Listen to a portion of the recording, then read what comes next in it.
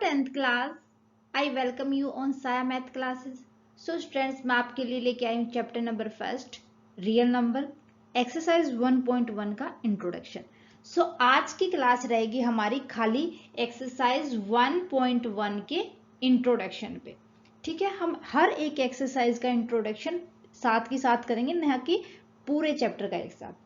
ठीक है, तो रियल नंबर की अगर मैं बात करूं कि रियल नंबर क्या होते हैं, सबसे पहले जो हमने 9th क्लास में सीखा था फर्स्ट चैप्टर के अंदर नंबर सिस्टम में रैशनल और इरेशनल, ये चीज याद रखनी है आपको. जो रियल नंबर होते हैं वो रैशनल नंबर प्लस में इरेशनल नंबर दोनों होते हैं. ठीक है, दुनिया के अंदर जितने नंबर होते हैं, दुनिया के अंदर तो रैशनल और इरेशनल नंबर ही होते हैं. ठीक है, तो हमने पढ़ा था भाई, देखो सीख के आए हैं हम सब कुछ, लेकिन थोड़ा सा रिकॉल करवा देते हैं. नेचुरल नंबर क्या होते हैं?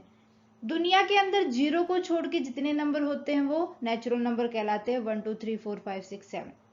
सो सिंपली काउंटिंग जिसके अंदर ना तो जीरो इंक्लूड होते हैं ना नेगेटिव नंबर इंक्लूड होते हैं, वो कहलाते हैं नेचुरल नंबर.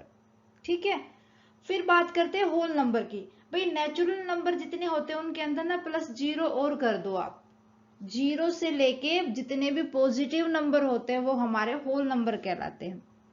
फिर उसके बाद बात आती है इंटीजर्स की. भाई होल नंबर हो गए हमारे नेचुरल प्लस में जीरो. अब भाई नेगेटिव नंबर कहां जाएंगे? तो इंटीजर कहता है भाई मैं रखूंगा उनको नेगेटिव नंबर्स को. तो इंटीजर वो नंबर होते हैं जिसके अंदर सारे के सारे नंबर्स, चाहे वो नेगेटिव हो चाहे वो पॉजिटिव हो, इंक्लूड होते हैं. फिर कहता है रैशनल नंबर, रुक भाई रुक, तूने कह दी अपनी बात, अब मेरी सुन. भाई जो फ्रैक्शन में नंबर होंगे, जो p बाई क्यू की फॉर्म में नंबर होंगे, वो कहां जाएंगे? वो मैं हैंडल करूंगा. तो जितने भी p बाई क्यू की फॉर्म में नंबर्स होते हैं वो रैशनल नंबर कहलाते हैं. लेकिन रुको, एक और बात है, क्यू कभी भी जीरो नहीं हो सकता. भाई मैं डिनोमिनेटर को जीरो नहीं ले सकता, क्योंकि जो डिनोमिनेटर जीरो हो जाएगा तो ये तो अभी तक डिफाइन ही नहीं हो पाया है कि इसकी वैल्यू क्या आएगी. ठीक है, देन बात आती है इरेशनल नंबर. इरेशनल नंबर ये कहता है भाई जो नंबर p बाई क्यू की फॉर्म में ही नहीं लिखे जा सकते वो इरेशनल नंबर कहलाते हैं. ठीक है, ये हो गए दुनिया के अंदर सारे के सारे नंबर रैशनल प्लस में इरेशनल नंबर. ठीक है, तो ये होता है रियल नंबर. ओके, देखो आप देखते हैं हम एक्सरसाइज 1.1 का इंट्रोडक्शन. सबसे पहले हम बात करेंगे यूक्लिड डिवीजन लेमा. भाई जो यूक्लिड डिवीजन लेमा है वो यूज होता है यूक्लिड डिवीजन एलोगरिथम हमें जब निकालना है उसके लिए. होता क्या है ये, इसके बारे में थोड़ा सा हम डिस्कस करते हैं. देखो भाई, ये जो लेमा का मतलब होता है जितने भी हमने स्टेटमेंट प्रूव करनी है, कौन सी स्टेटमेंट प्रूव करनी जो हमने यूज की है, तो it is a proven statement used to prove. जो स्टेटमेंट हमें प्रूव करनी है ना, उसके लिए जो स्टेटमेंट यूज करते हैं वो लेमा. कुछ समझ नहीं आया होगा. देखो सबसे पहले एक बात देखो कि आपके पास ना दो नंबर होते हैं a एंड b. ठीक है, और जो ये a एंड b है, यहां पर आपको ऑलवेज भी पॉजिटिव नंबर लेने हैं, ना कि नेगेटिव. मान लो मैं आपको कहती हूं कि 7 आपके पास एक नंबर है a, 3 आपके पास नंबर है b. अगर मैं इसको डिवाइड करूं, देखो अगर मैं 7 को 3 से डिवाइड करूं मींस a को b से डिवाइड करूं, तो ये जाएगा मेरा 2 जा पे 6 आ गया, 1 बच गया. ये क्या मैम सिंपली हमें डिवाइड सिखा रहे हो? ये तो हम छोटे थे तब करते थे. देखो हर चीज काम आती है आपकी. सबसे पहले आपको देखना है कि जो 3 है, 3 होता है हमारा डिविजर. ठीक है, और जो 7 है वो होता है हमारा डिविडेंड, डिवाइडर, जिसको हम डिवाइड करते हैं, डिविडेंड. फिर ये आता है हमारा क्वोशंट, जो आंसर आता है वो क्या होता है? क्वोशंट. ठीक है, ये होता है रिमाइंडर. ये तो हमें पता ही है, ये होता है रिमाइंडर. अब इनका करना क्या है? भाई जो ये देखना आपको, जो ये 7 आया है ना, वो किस तरीके से आया है। 7 आया है अगर मैंने 3 की मल्टीप्लाई कर दी 2 के साथ और उसके अंदर मैंने ऐड कर दिया 1, तो मेरे पास 7 आया है। 3 2 जा 6 प्लस में 1 कितना आ गया 7। तो जो यूक्लिड डिवीजन लेमा है यही कहता है कि जो स्टेटमेंट थी ना डिवाइड करने की, उसी को प्रूव किया है, वही आपकी प्रूफ, उसी के द्वारा ही हमने स्टेटमेंट जो थी उसी के द्वारा उसी को हमने प्रूव कर दिया।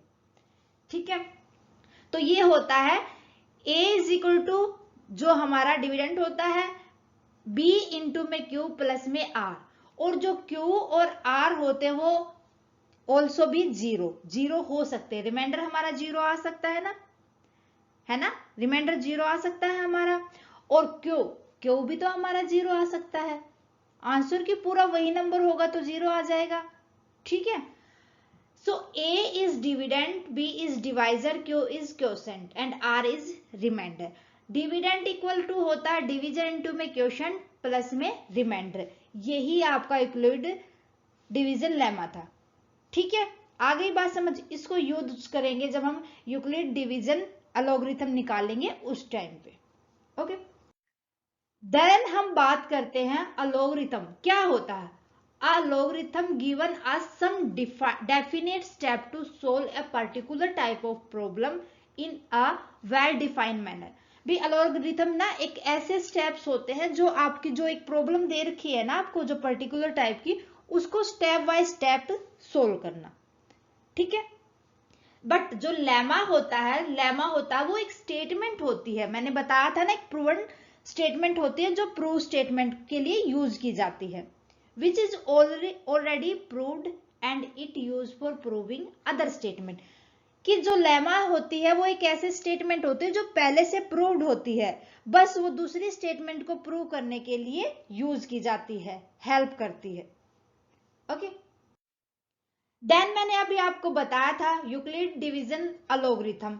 भाई इसको, ये पूरा का पूरा कंसेप्ट जो मैंने समझाया था अभी आपको यूक्लिड डिवीजन लेमा के अंदर, वही था। बस इसके अंदर ना ये जो टेक्निक हम लेमा वाली टेक्निक यूज करते थे वो कैलकुलेट करने के लिए यूज करते थे HCF को, हाईएस्ट कॉमन फैक्टर को, जो किनका हो, जो हमारे पास दो पॉजिटिव नंबर्स होते हैं, हमेशा पॉजिटिव नंबर ही होंगे। HCF जो निकलेगा वो हमेशा पॉजिटिव नंबर का निकलेगा, ना कि नेगेटिव नंबर का। पॉजिटिव नंबर कौन कौन से होंगे, MN। ठीक है, ये वैसे आप ना कोई भी ले सकते हो, वैसे M और N मैंने अपने उस बिहाफ से लिया है। So the calculation of HCF of two integer, positive integer MN and with M is more than N, M किससे ज्यादा होना चाहिए, N से। The following step are followed. क्या क्या स्टेप यूज करने हैं आपको। स्टेप 1, अप्लाई करना है यूक्लिड डिवीजन लेमा। वो फॉर्मूला आप लगाओगे यहां पर, तो फॉर्मूले के अंदर हमने क्या पढ़ा था कि जो हमारे पास a यूज किया था हमने वहां पर b इंटू में q प्लस में r। भाई जो a था वो क्या था, डिविडेंट, ये था b हमारा डिविजर, इंटू में क्वोशेंट, q क्वोशेंट था, प्लस में r रिमाइंडर हमें ऐड करना था। स्टेप 1 हमने लेमा का वाला यूज कर लिया, जो पहले से स्टेटमेंट प्रूव्ड थी, जो हमने अलॉगरिथम निकालने के लिए यूज की है। देन सेकंड स्टेप आता है कि जो आपके पास रिमाइंडर बचा, अगर इक्वल टू आ जाता है रिमाइंडर तो ठीक है, सोल्व हो गया। Then the HCF will be n। जो क्या होगा, अब हमारा HCF हो जाएगा n नंबर। n कौन सा, b क्या था, हमने क्या यूज किया था पहले, हमने जब इंट्रोडक्शन करवाया था उसके अंदर जो हमने b यूज किया था डिवीजर की जगह पर। सो डिवीजर ही क्या हो जाएगा यहाँ पर HCF। भाई नेक्स्ट, अगर नहीं आता जीरो, कुछ रिमाइंडर बच जाता, तो हमें आगे भी सोल्व करनी है वो statement. Then we have applied to Euclid division lemma, फिर अगेन यूज करना है। अब यहां पर डिविडेंट और डिवीजर दोनों चेंज हो गए, n एंड r। जो डिवीजर आया था उसको डिवाइड करना है, किसको डिवाइड करना, हमें डिवीजर को डिवाइड करना किससे, रिमाइंडर से। ठीक है, ये प्रोसेस आपको ना तब तक करनी है जब तक आपका रिमाइंडर जीरो नहीं आ जाता। जब आपका रिमाइंडर 0 आता है then HCF of MN and आ जाएगा N और R। ठीक है, जो N ही आपको रिमाइंडर लेके चलना पड़ेगा, N और R।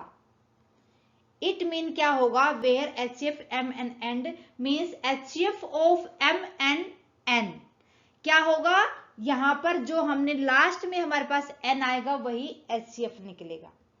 ये होता है प्रॉपर वे निकालने का। ये था हमारा इंट्रोडक्शन ऑफ एक्सरसाइज 1.1। उम्मीद करती हूँ कि आपको अच्छे से समझ आएगा। एक बार और रिवाइज कर लेना ताकि एक्सरसाइज करें तब आपको सारे पॉइंट रिमाइंड रहे और अच्छे से क्वेश्चंस को आप सोल्व कर पाए। मिलते हैं नेक्स्ट क्लास में विद एक्सरसाइज 1.1 के साथ। स्टूडेंट, क्लास कैसी लगी आप हमें कमेंट करके बताएं। अच्छी लगे तो प्लीज लाइक और अदर स्टूडेंट के साथ ज्यादा से ज्यादा शेयर करें। अगर आपने अभी तक साया मैथ क्लासेस को सब्सक्राइब नहीं किया है तो फटाफट से सब्सक्राइब कर ले और बेल आइकन को दबा ले ताकि आने वाली क्लासेस की नोटिफिकेशन प्रॉपरली आपको मिलती रहे। Bye bye and take care students.